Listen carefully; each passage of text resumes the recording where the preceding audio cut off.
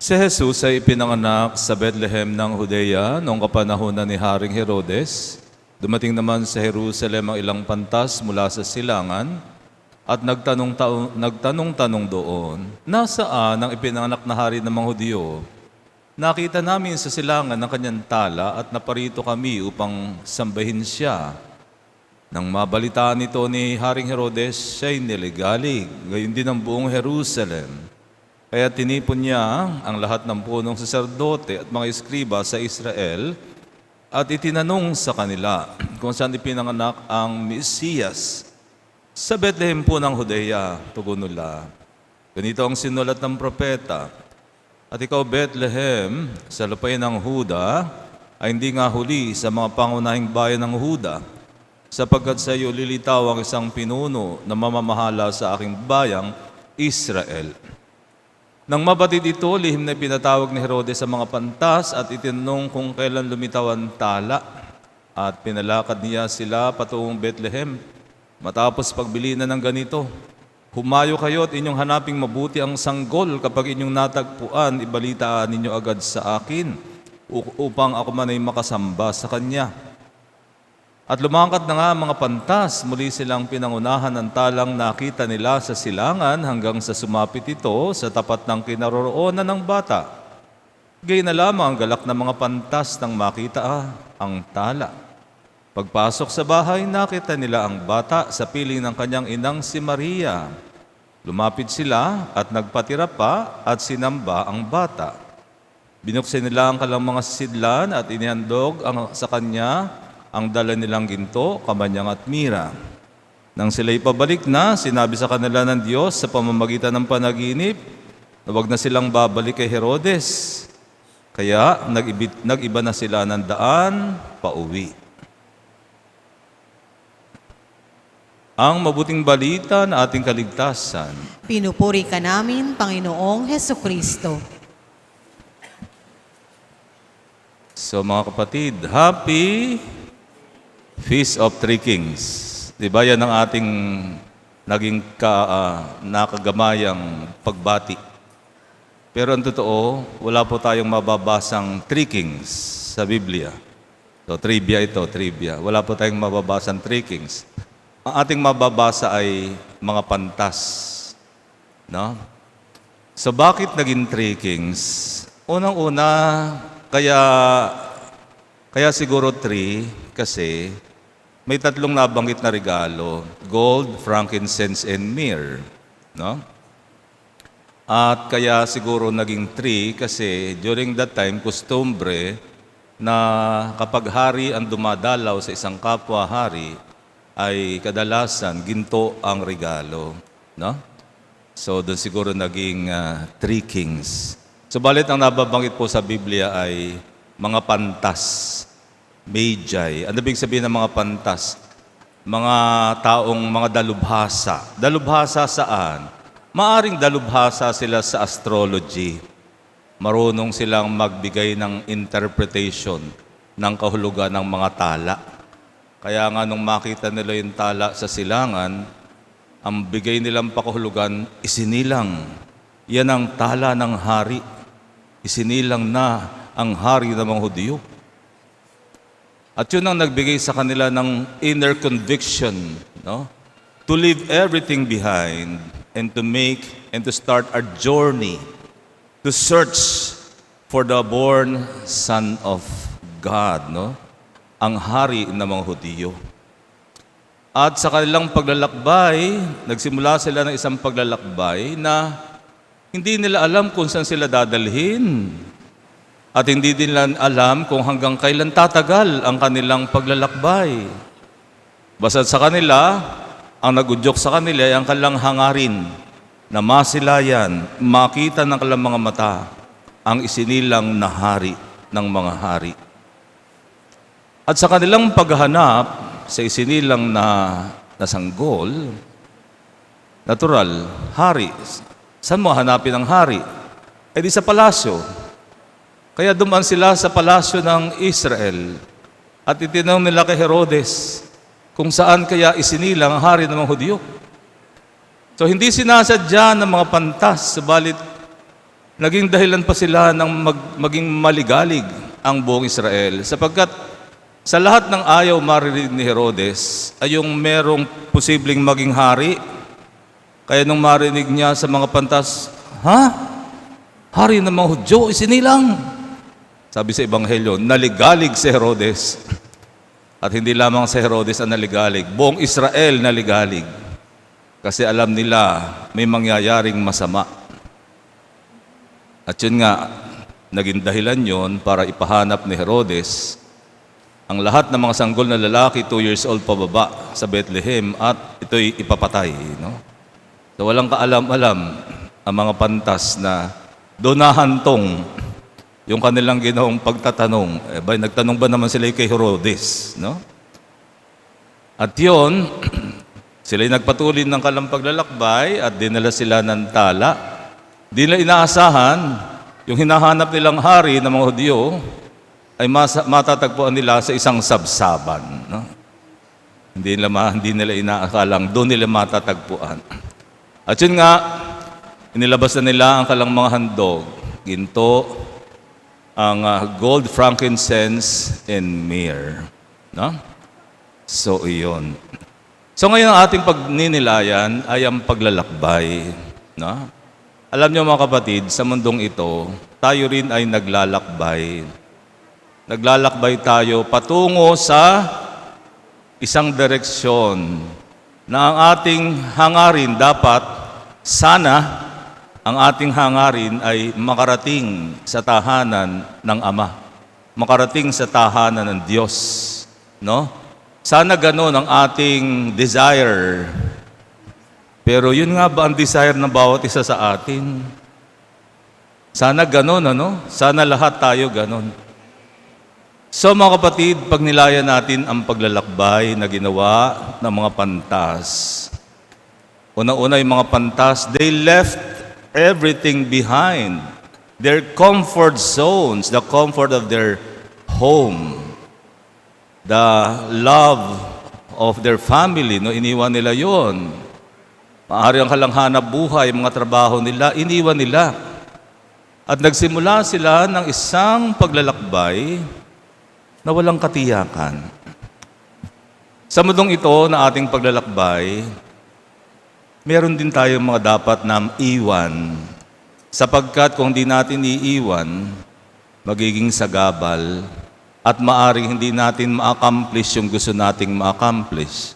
We need to leave them behind. Ano yung mga bagay na yun? No? Sa atin bilang isang bansa, napakarami natin talagang dapat iwan. No? 2025 was a bad year for our country as Filipinos.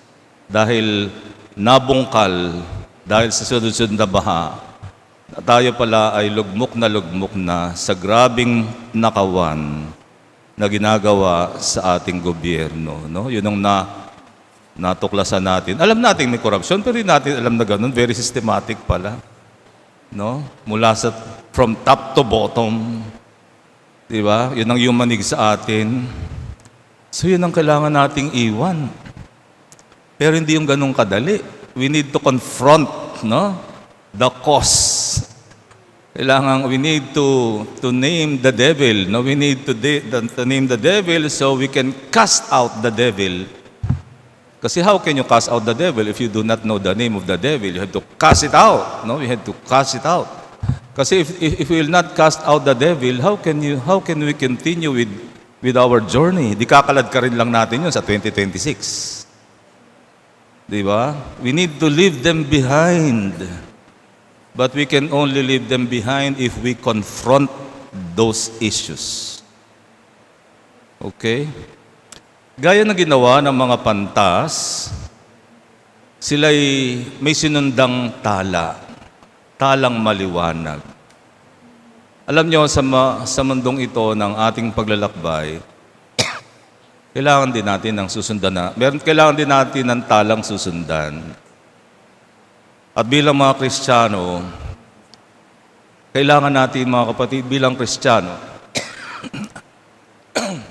ay meron tayong moral compass. Moral compass. Alam niyo ang compass, hindi ba? Ang compass ay it will always point you to the north. Diba? Anywhere you are in the world, the pointer will always point you to the north. Okay? So yun ang magiging reference inyo kung saan man kayo gustong pumunta. So tayo bilang mga Kristiyano, dapat, sana, bawat isa sa atin, meron ding moral compass. A moral compass that will always point us to Jesus Christ. Kasi sa mundong ito, napakaraming sinungaling, napakaraming manloloko, no? Napakaraming nagpapanggap na tagapagligtas, pero puro sila mga bulaang propeta. Diba? Kailangan natin ng moral compass that will always point us to the truth, Jesus Christ. No? So yun, moral compass, kailangan natin yun. And hopefully our conscience will serve as our moral compass. But our moral compass can also be mistaken, no? Unless you educate your conscience. Isang tanging educated conscience lamang, educated by our faith, can give us an assurance that our conscience, what our conscience is telling us is correct. No? A conscience that will point us to Jesus Christ. Okay? So kailangan natin, sa mundong ito, ano yung pwede nating maging star? Walang iba kundi ang turo ng ating simbahan. Yun ang dahilan kung bakit, bago umakyat si Jesus sa langit, itinatag niya ang kanyang simbahan. Sapagkat ang kanyang simbahan, ang magiging liwanag na dapat nating sundan. Nag-iwan si Jesus ng mga katuruan na kung susundin lamang natin, dadalhin tayo sa tamang landas. Kadalasan kasi ini-ignore natin yung turo eh. Halimbawa yung huwag kang magdanakaw. Yun ang number one na we ignored it, no? Huwag kang magnanakaw kasi nga, puro nakawan nga eh. Sabalit kung tayo lamang ay sumusunod sa batas ng Diyos, hindi sana tayo nagkaganito. Kaya nga, we need to fix our gaze on our star. We need to fix our gaze on Jesus. No?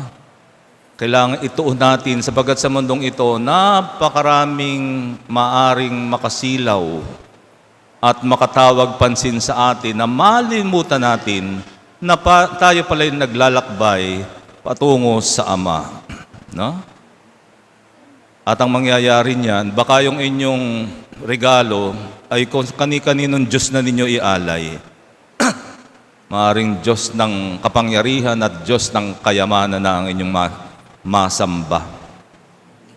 At alam niyo mga kapatid, mahalaga po sa paglalakbay natin sa mundong ito, gaya ng 3 pantas, alam nila na ang kanilang paglalakbay ay walang katiyakan, hanggang gaano kahaba, saan sila dadalhin, kaya minarapat nila na sila'y may kasama.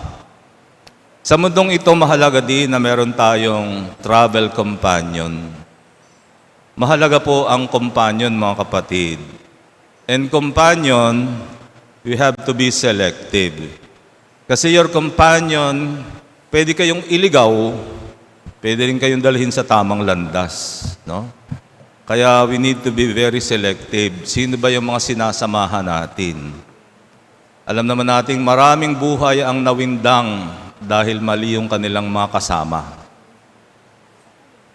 Mahalaga po na may kasama kasi unang-una, we cannot live alone.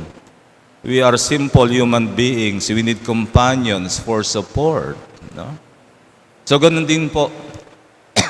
At ang gagabay sa atin, mga kapatid, isang mahalagang gagabay sa atin ay ang ating simbahan. No? Unang-una, ang turo ng simbahan ang magtuturo sa atin ng tamang landas patungo sa Ama. Kaya nga mga kapatid, napakahalaga. Marami lamang mga tao binabaliwala ang simbahan. Subalit ang simbahan ang gagabay sa atin. Iniwan ng Diyos, iniwan ni Kristo ang kanyang turo sa simbahan para gumabay sa atin. Kaya nga po, huwag nating baliwalain. We cannot follow Jesus Christ and yet ignoring the teachings of the church. Dahil si Kristo ang nagtatag ng simbahan. Ang simbahan na ating magiging tala sa ating paglalakbay na ito patungo sa ating Ama. Kaya sana po ay huwag nating binabaliwala ang turo ng ating simbahan. Amen? So tumayo pa tayo at pahig natin ang ating pananampalataya. Sumasampalataya ako Sa Diyos amang makapangyarihan sa lahat, na may gawa ng langit at lupa. Sumasampalataya ako kay Kristo, iisang anak ng Diyos, Panginoon nating lahat. Nagkatawang tao siya lalang ng Espiritu Santo, ipinanak ng Santa Mariang Birhen, pinagpakasakit ni Poncio Pilato, ipinako sa krus, namatay, inilibing, nanawag sa kinaroroonan ng mga yumao, na may 3 araw na buhay na maguli. Umakyat sa langit, naluklok sa kanan ng Diyos, amang makapangyarihan sa lahat. Doon magmumulang paririto at huhukom sa nangabubuhay at nangamatay na tao.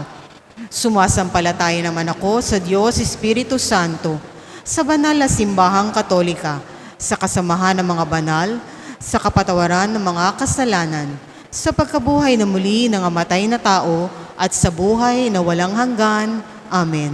Mga kapatid, sa araw na ito, puspos ng pag-asa at kagalakan, nababanaagan natin ang pagsikat ng maningning na tala ni Kristo, na siyang liwanag at tanglaw ng buong salibutan.